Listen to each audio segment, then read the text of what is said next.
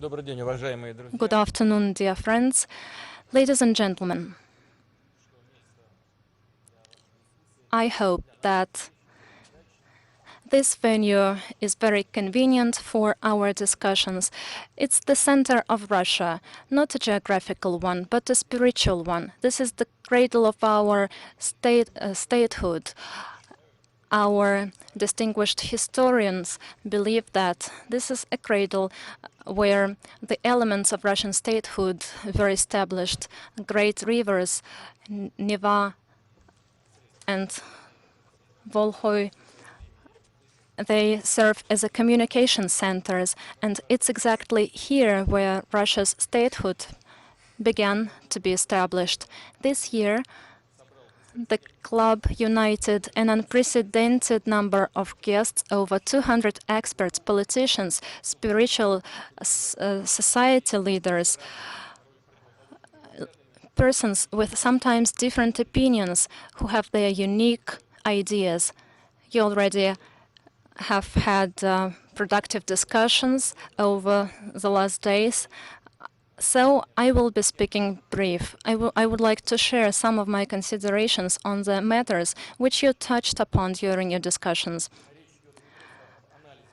I'm talking not only about the analysis of Russia's experience, historical one. I mean the wide discussion on the values which underpins our development, how global developments are going to influence our national identity, what world we would like to achieve in the 21st century, and what can we bring together with our partners. Today there is a need to search for a new strategy and to preserve our identity in a radically changing world, which has become more transparent, more interconnected. In some form or another, all countries are interrelated. Russians, Europeans, Chinese, all societies are intertwined. And here at the Valdai Club, we are trying to better understand how to answer to this challenge, how our partners are answering to it, and we are listening to their opinions on the interconnection between Russia and the countries which you represent. The question who we are for us, for Russian citizens, who we would like to be, such questions are sounding ever louder in our society. We are going farther from the Russian Soviet ideology. The proponents of the conservatism, which was applicable up to 1917, are far from the realities as far as the proponents of the liberalism.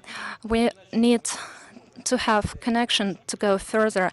Otherwise, we would not be able to withstand challenges and to achieve success in the world of competition. And we're witnessing a new wind of such competition today.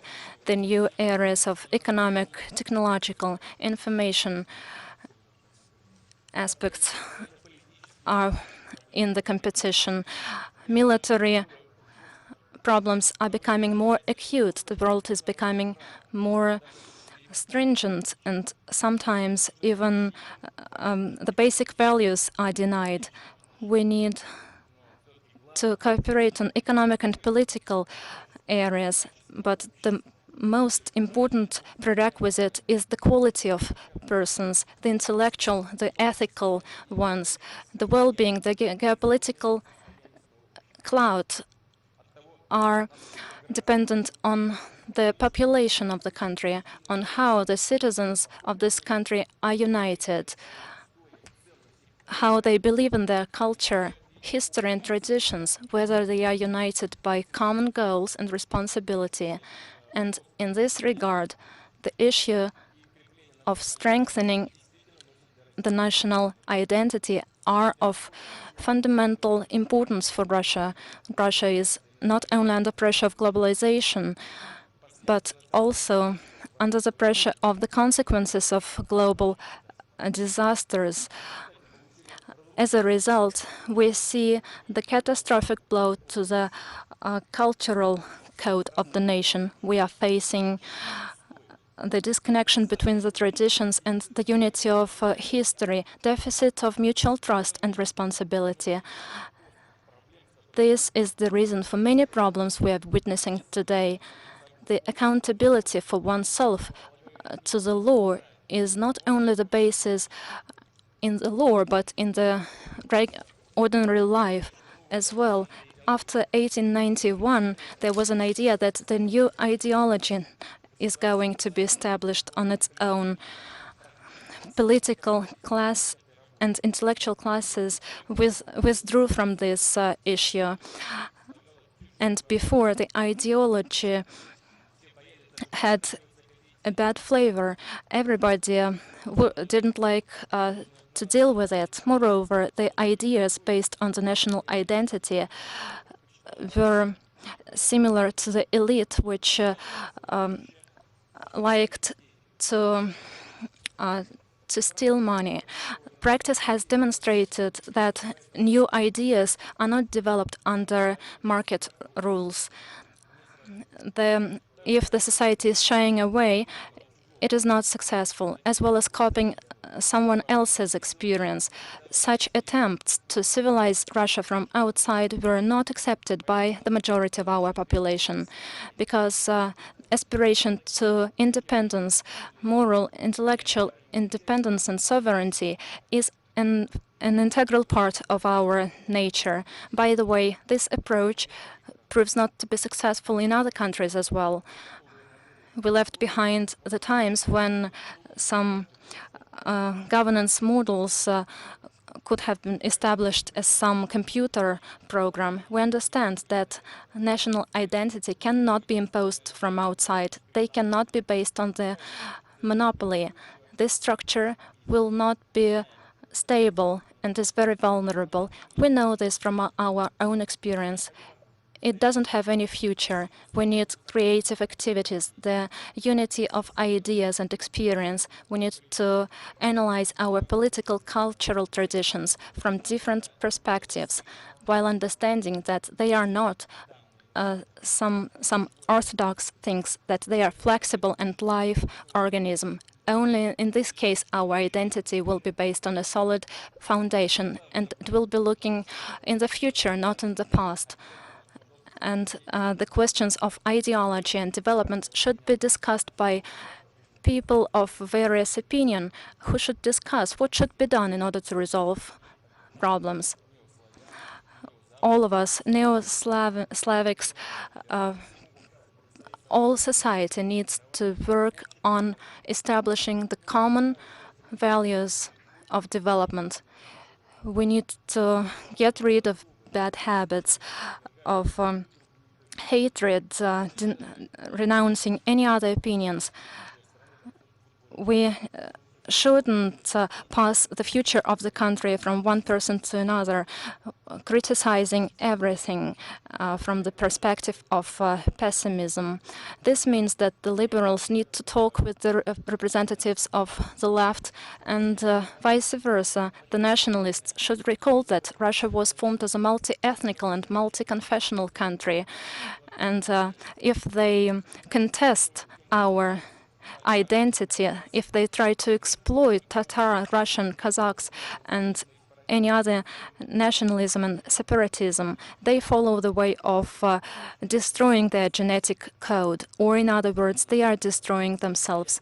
The sovereignty, independence, unity of Russia are undoubtable. They are the red lines which should not be crossed. Given the differences of our opinions and the different discussions, the future will not be successful without participation of all players. It often happens that then in the history we face the opposition of the Russia itself. Pushkin referenced to it, and we know the outcome. The state is destroyed. We do not have such a family which was not hurt by the disasters of the last century. and the analysis of various historic developments divide our society. We need to leave this behind. To restore the fabric of the society, we should not be disillusioned any longer. We shouldn't disconnect the generations and going to extremes. It's time to stop noticing only bad things in the history. Critics is necessary, but without self-esteem, without love to the state, these critics will be not productive. We need to take pride in our history, and we have something to be proud of. Without admitting this, there will be no way forward, no development of the society. Yet another challenge to national identity is related to the global developments. Here they are related to moral and geopolitical aspects. We witness many Euro-Atlantic countries are refusing, forgetting their roots, including the values of Christianity, which form the basis of the civilization. They are renouncing any ethical basis, any identity, national, religious, or even gender ones. They are following the policy which equals families with many children and one-gender families. Excesses of political correctness lead us when the parties pursue propaganda of pedophilia. Representatives in many Western countries are afraid of mentioning their gender. They even are canceling some festivities, and they are hiding the basis of such festivities, and they are trying to impose this model to anyone. I am convinced this leads us to degradation and primitivization, to deep moral crisis. What can more testify to the moral crisis of the human socium as not the deletion of the ability to reproduce itself? But now the most of developed countries can't reproduce themselves, including through migration. Without values inclined in Christianity and other world religions, without the moral norms which formed through centuries, we can just lose human dignity. And we believe that these values should be protected. That's correct and that's dignified. We need to respect the minorities, but we need to respect the majority as well and do not put under doubt its right. We see the attempts to revive the unipolar system of the world, to disperse the institutions of international law. And to this unified unipolar world, the independent states are bad. It needs servants. But we cannot refuse to have our historic and identity and face. Russia agrees with those who believe that key decisions should be taken collectively and not by the interest of the single states or groups of states. We believe that international law should be active, not the law of force. We believe that every country and every nation is not exceptional, but it's unique and has equal rights, including the right to independent choice of its development. That is our concept, and we have taken it from our own historic destiny and from the role of Russia in the world policy. Our current opposition has deep historic roots. Our current position has deep historic roots, and Russia was developed through diversity, harmony, and balance, and it brought such balance into the outer world.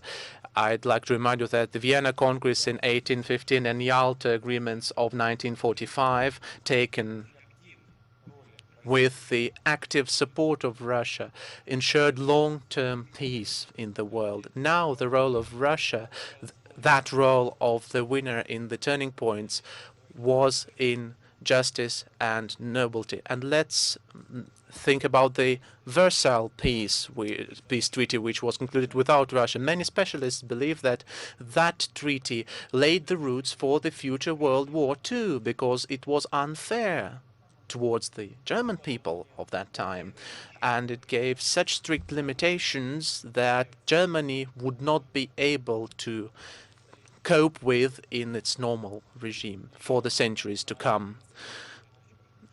Another principal view in the European countries and a number of other countries, the so-called multiculturalism, which has been brought artificially from outside, is now being placed under doubt. And that is understandable because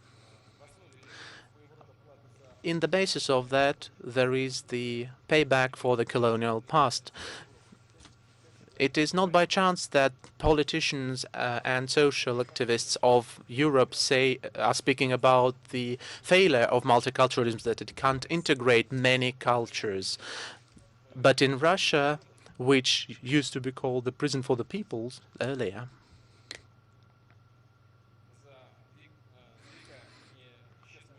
in Russia, not a single ethnicity, even the smallest one, disappeared for the centuries of its existence. They all maintained their independence and cultural identity and their historic space. You know, I've learned with interest, I didn't even know that in the Soviet time, all tiny peoples had their own newspapers, their languages were supported, their national literature was supported. And by the way, a lot of things which were done then, I believe, should be returned in that connection. We have also accumulated rich experience of inter-influence, inter-enrichment of different cultures. That is polycultural character and poly-identity character. It is in our historical code. We've built our statehood on that for centuries. According to Russian philosopher Konstantin Leontiev, Russia has been always developing as the blossoming complexity, the civilization which was forged by the Russian culture, Russian Orthodox Church, and other traditional religions of Russia. We take the peculiarities of our state from the model of the state of civilizations, because we have always tried to be flexible about national and religious peculiarities of these or those territories to ensure diversity in unity. Christianity, Islam, Buddhism, Judaism are integral parts of the identity and historical heritage of Russia in the current life of its citizens. The main task of the state enshrined in the constitution is to ensure equal rights for representatives of traditional religions and atheists, the right to the freedom of consciousness for all the citizens of Russia. But the identification through only ethnos or religion in a polyethnic state is not possible. We should form civil identity on the basis of common values, patriotic conscience, solidarity, and civil responsibility, as well as respect of the law. And this would be impossible without the connection with the ethnic and religious roots. This is the necessary condition to maintain the unity of the country. Thus, we will politically and conceptually form the ideology of the national development and put it forward for further discussions, including with your participants, distinguished colleagues. But we believe that all our philosophy should be based on the development of a person, of an individual that is moral, spiritual, intellectual, and others. Famous Russian writer Solzhenitsyn in the beginning of the 90s called this as the main goal of development. We have to admit we haven't yet managed to fully break the negative tendencies, but we have just took one step back from the dangerous red line of losing national potential. The value of single human life in the history of our country for many times was not very large and very important, because the goal was put forward as the main priority. But now we can't throw into the fire millions of people. We have to use everyone. We have to care about everyone. People, not the nuclear weapons or resources, would be the main power of Russia for the centuries to come. And for upbringing of the personality and the patriot. We need to restore the role of the great Russian history, literature, and culture. They should become the main source for the national identity understanding. And here a lot depends on the pedagogical staff and pedagogical community, which is the main preserver of the common national values, ideas, and beliefs. This community speaks in the same language, the language of science, knowledge, and upbringing and education on the large territory from Kaliningrad to Vladivostok. And thus this community, pedagogical community, teacher community, on the whole, generally speaking, forges the country together. And the support of this community is one of the most important steps on the way to the prosperous and strong Russia. I'd like to highlight, without concentrating on healthcare and the education of the people, without restoring the confidence in the society, we would lose the historic competition. The citizens of Russia should feel themselves responsible hosts of their country, their territory, their small motherland, their property, and their life. A person, a citizen who can manage his own affairs himself and who can cooperate with those equal to him is important. And the best school for the citizenship and citizenhood is the local authority and NGOs. I believe that one of the best of the Russian traditions, the so-called Zemskaya tradition, is the self-ruling system of Russia, and it has been built on that principle. Only through this we could bring up the real national elite, because every person has to have his own opinions on the ideology, values, and not imposed values and ideology, especially not imposed by mass media or someone from abroad. We need to understand who we trust, and that is a normal world practice. That is why we've adopted new legislation which makes the NGO activities more transparent. Speaking about any reforms, we must remember that our country is not Moscow or St. Petersburg only. By developing Russian federalism, we need to base on our own historic experience and use flexible and diverse models. In the Russian federalism, we have enshrined great potential, and we need to learn how to use it well, without forgetting the most important thing, the development of the regions and their independence should work for creating equal opportunities for all the citizens of Russia without account of the place of their living. It should be aimed at destroying the disbalances in the development of the regions of the country and thus strengthening the unity of the country. Of course, that's a difficult task because those regions for decades or centuries were developing not equally. I'd like to mention one more topic. The 21st century is the century of great changes, or the era, the aeon of forming great geopolitical territories, organizational, financial, economic, and military. That is why our priority is the close integration with our neighbors. The first Eurasian Economic Union, which we've been speaking a lot about for the last time, that's not just the number of agreements which are mutually good for us. That is preserving the identity of the Eurasian territory in the new century, in the new world. The Eurasian integration is the chance for all the post-Soviet space to become an independent center for global development and not a periphery for Europe or for Asia. I'd like to highlight that the Eurasian integration would be built on the diversity system. That is a union where everyone will preserve his own face, identity, and political entity character, political independence. With our partners, we will together step by step implement this project, and we expect it to become our common plan in preserving the diversity and sustainability in the world development. Distinguished colleagues, after 1991, the period after 1991 is called the post-Soviet era. We have managed to go through that era, through the challenges and difficulties, but as it has been for many times, Russia, having gone through those challenges, is returning to itself, to its own history, by strengthening our national identity, our national and historic roots, but remaining open to the best practices of the West and the East, we will and we can move forward. Thank you for your attention.